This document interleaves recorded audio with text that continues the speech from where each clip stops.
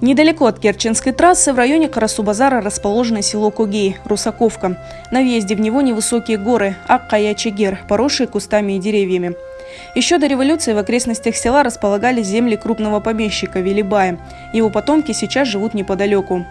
Украинадан, Россиядан қалып келіп çalışқанында, сон Қарпабам деген, Қарпабамны бабасы Велибай. О деген, сіз yollarda жүрмеңіз, мен сізге ер берейім, сіз бұнда үй құрып яшаңыз деген. Қарпабамны 1,5 гектар ері бар еді. Ана неме боғдай арпа сачайдылар. Впервые название Когей упоминается в 20-е годы прошлого века. Свое нынешнее название Русаковка село получило в 1948 году на волне переименований крымских топонимов. До депортации здесь располагалось и село Когей-Татарский. Позже оно было переименовано в Вернадовку, а затем и вовсе присоединено к Русаковке. Бекир Мустафаев – старейший уроженец села Когей. Он родился здесь в 1924 году. Он вспоминает, что сельские жители занимались земледелием и животноводством, работали в колхозе. Şalfiye kediler de şalfini apakaylar çapala yediler. Ne demek bu kadar çapala yediler? Ketmanman çapalap osken son orakman oraydılar.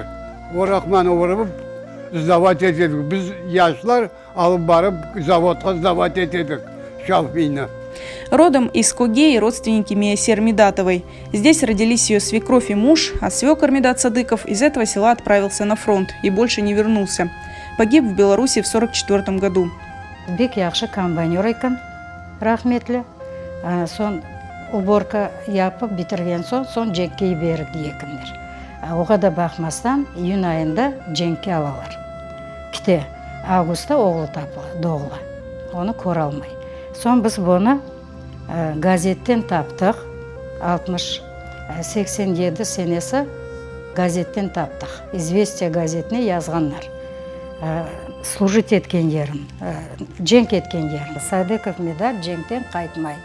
Ана сон боларын енді высылка еткен вақты, депортация вақтында болар чықалар 44 сенесі, бұл фронтта ондан бір кияты келе, мен дуа сенадан қалдырмаң, бек женк немекте деп улайта.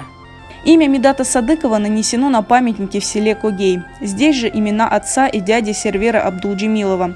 В селе Когей родилась его мама. Анам өзі Когайчықлы екен.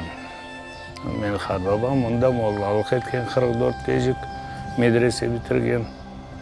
Енді бабамлар, рахметлілер, олар ян салада яшағанлар. Babam babası өлгенде, babam 12 yaşında қалған babası. Ne болса да, екінші ашылық 32-33'te болған. Одан соң бұл babam evлене, бұл Когайчықта Незіре деген анам еді, рахметлі.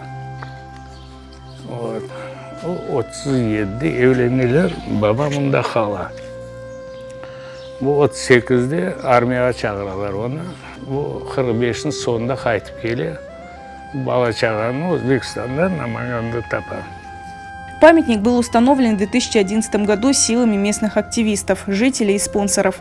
Один из главных инициаторов – местный житель Сервер Асанов. Он отыскал довоенных уроженцев этого села и собрал нужную информацию. На памятнике указаны имена крымских татар, героев войны, отдельно ушедших на фронт из этого села. 22 дане Крым татар Хоранта яша екен.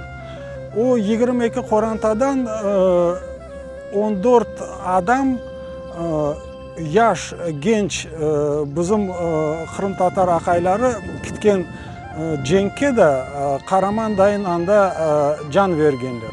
Bu umur billah қалажақ bizim келешек nesilge.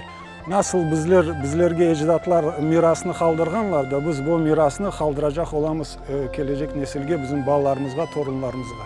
У памятника каждый год в мае проводятся памятные мероприятия.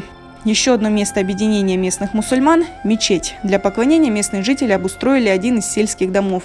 Cami kerek biz bir yer ayırdık resmi olarak ama takatımız yok idi. Onun için az biraz vazgeçtik ondan. Ve onun yerine vaktınca aldık bu eski evini de ibadethane gibi yaptık da abadanlaştırdık da ondan beri onu kullanamız. Bütün bayram namazları, bütün мерасимлерни мында кечиребиз. Сейчас в Куге проживает около 1000 человек, из них около 20% крымские татары.